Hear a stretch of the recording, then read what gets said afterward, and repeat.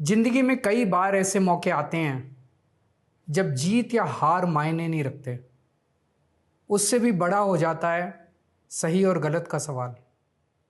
क्या सही है और क्या गलत है? ऐसे समय में हमें ये तय करना होता है कि हम मुश्किल रास्ता चुनेंगे या आसान रास्ता। आज मैं भी एक ऐसे मोड़ पे खड़ा हूँ।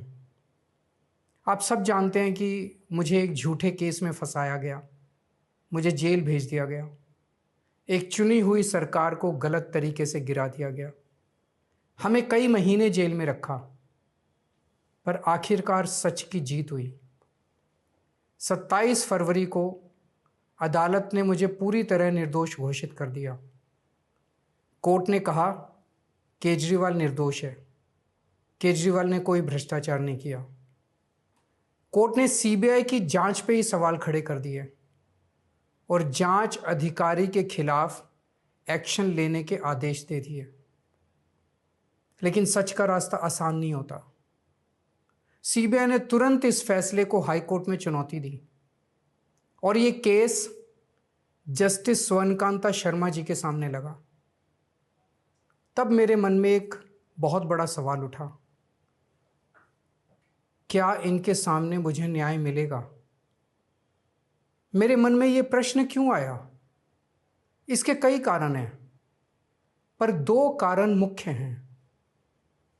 पहला कारण ये कि आरएसएस की जिस विचारधारा वाली सरकार ने झूठे आरोप लगा के मुझे जेल डाला, जज साहिबा ने स्वयं माना है कि उस विचारधारा से जुड़े संगठन अखिल भारतीय अधिवक्ता परिषद के मंचों पे वे कई बार जाती रही हैं। मैं और आम आदमी पार्टी उस विचारधारा के घोर विरोधी हैं। ऐसे में क्या उनके सामने मुझे न्याय मिल सकता है? दूसरा कारण कॉन्फ्लिक्ट ऑफ इंटरेस्ट। कोर्ट में मेरे विपक्ष में केंद्र सरकार की सीबीआई है और जस्टिस स्वर्णकांता जी के दोनों बच्चे केंद्र सरकार में काम करते हैं। उनके दोनों बच्चे केंद्र सरकार के वकीलों के पैनल में हैं। हमारे सामने कोर्ट में दूसरी ओर से वकील हैं सॉलिसिटर जनरल श्री तुषार मेहता जी। तुषार मेहता जी दोनों बच्चों को केस देते हैं। उन्हें कितने केस मिलेंगे, कौन से केस मिलेंगे, ये तुषार मेहता जी तय करते हैं। भारत सरकार के पैनल में लगभग 700 के करीब वकील हैं, लेकिन जस्टिस स्वर्णकांता जी के बेटे सबसे ज़्यादा केस पाने वाले वकीलों में से एक हैं। उनके बेटे को 2023 से 2025 के बीच लगभग 5,904 केस डॉकेट मिले। इससे उनके बेटे को करोड़ों रुपए की फीस मिली। आज की तारीख में उन बच्चों का भविष्य और कमाई दोनों काफ़ी हद तक तुषार मेहता जी पर निर्भर है। तो किसी के भी मन में ये चिंता स्वाभाविक है कि अगर जज साहिबा के बच्चों की कमाई और उनका भविष्य सामने खड़ा वकील तय कर रहा है, तो क्या जज साहिबा उस वकील के खिलाफ फैसला कर पाएंगी? मैं ये स्पष्ट करना चाहता हूं कि मुझे जुडिशरी पे पूरा भरोसा है। मैं जुडिशरी का बहुत सम्मान करता हूं।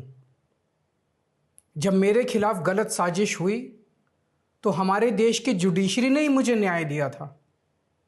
जब मुझे झूठे केस में गिरफ्तार किया गया तो इसी जुडिशरी ने मुझे बेल दी थी। इसी जुडिशरी ने मुझे उसी झूठे केस में दोष मुक्त करार किया है। पिछले 75 वर्षों में जब जब देश पे आंच आई, हमारे देश की जुडिशरी ने देश को बचाया और नागरिकों के हितों की रक्षा की है। मैं जस्टिस स्वर्णकांता जी का भी बहुत सम्मान करता हूँ। मुझे उनसे या उनके परिवार से किसी भी प्रकार की कोई व्यक्तिगत आपत्ति नहीं है। लेकिन न्याय का एक बहुत बड़ा सिद्धांत है, justice should not only be done but should also be seen to be done.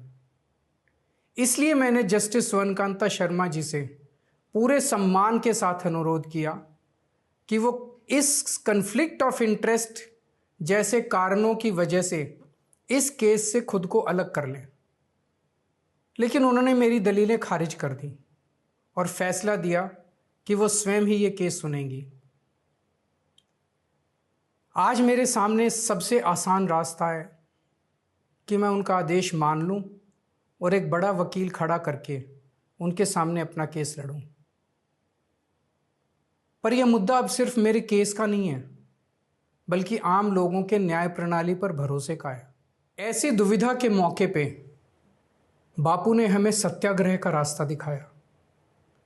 बापू ने कहा था कि जब भी किसी अन्याय का सामना करो तो उसका पहला कदम विरोध नहीं बल्कि बातचीत होना चाहिए। अपनी बात अन्याय करने वाले के सामने पूरी विनम्रता के साथ रखनी चाहिए और उसे सुधारने का पूरा मौका देना चाहिए। सारी कोशिशों के बाद भी अगर न्याय ना मिले तो अंतरात्मा की आवाज़ सुनो। यदि अंतरात्मा की आवाज़ कहती है कि न्याय नहीं हुआ तो शांति और विनम्रता के साथ सत्याग्रह करना चाहिए। फिर उसके जो भी परिणाम हों वो सहर्ष स्वीकार करने चाहिए। पर इस पूरे प्रकरण में अन्याय करने वाले व्यक्ति के प्रति किसी भी प्रकार की नफरत या गुस्सा नहीं होना चाहिए। मैंने भी बातचीत से शुरुआत की, पूरी निष्ठा और विनम्रता के साथ जस्टिस स्वर्णकांता जी के सामने अपनी बात रखी। उन्हें इस केस से अलग होने के लिए याचना की। मैंने आग्रह किया कि मेरा केस हाई कोर्ट के किसी भी अन्य जज द्वारा सुन लिया जाए, लेकिन उन्होंने मेरी प्रार्थना अस्वीकार कर दी। उन्होंने फैसला दिया कि वे अपने आप को इस मामले से अलग नहीं करेंगी और ये केस वो स्वयं ही सुनेंगी। उनके दिए गए इस फैसले से मैं पूरी विनम्रता पूर्वक असहमत हूँ। इस पूरे घटनाक्रम के बाद मेरी आशंका और गहरी हो गई है कि क्या उनके सामने मुझे न्याय मिलेगा।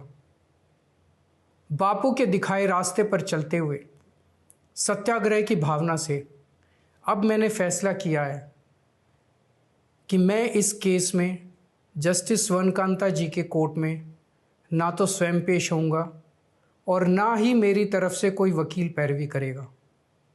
जस्टिस स्वर्णकांता जी जो भी फैसला सुनाएंगे उस पर समय आने पर मेरे जो भी कानूनी अधिकार हैं, जैसे सुप्रीम कोर्ट में चुनौती देना आदि, वो सभी कदम लेने के लिए मैं स्वतंत्र हूँ। ये बात आज मैंने एक पत्र लिखकर जस्टिस स्वर्णकांता जी को भी सूचित कर दिया है। मेरा जस्टिस स्वर्णकांता जी से किसी प्रकार का व्यक्तिगत विरोध नहीं है। यदि भविष्य में भी कभी उनके सामने मेरा कोई अन्य केस लगता है जिसमें मेरे विरोध में बीजेपी, केंद्र सरकार या तुषार मेहता जी नहीं हैं, तो मैं उनके समक्ष जरूर पेश होऊंगा। आप पूछ सकते हैं कि यदि मैं जस्टिस स्वर्णकांता जी के रिक्यूजल ऑर्डर से असहमत हूं तो उसके खिलाफ सुप्रीम कोर्ट क्यों नहीं जा रहा? उसकी तैयारी कर रहा हूं। ये पूरा मामला बहुत नाजुक और संवेदनशील है। कानून को ध्यान में रखते हुए, जुडिशरी के सम्मान को ध्यान में रखते हुए और लोगों के न्याय व्यवस्था पर भरोसे को ध्यान में रखते हुए एक एक कदम उठाना है। मैं ये कदम अहंकार या किसी विद्रोह या विरोध की भावना से नहीं उठा रहा।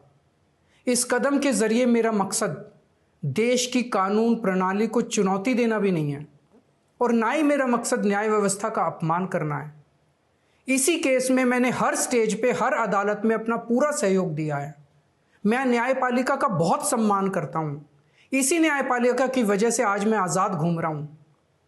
मेरा सिर्फ और सिर्फ इससे एक ही मकसद है, देश की न्याय व्यवस्था पर लोगों के भरोसे को और मजबूत करना, लोगों में ये अटूट विश्वास भरना कि ज़रूरत पड़ने पर हमारे देश की न्याय व्यवस्था से उन्हें न्याय ज़रूर मिलेगा।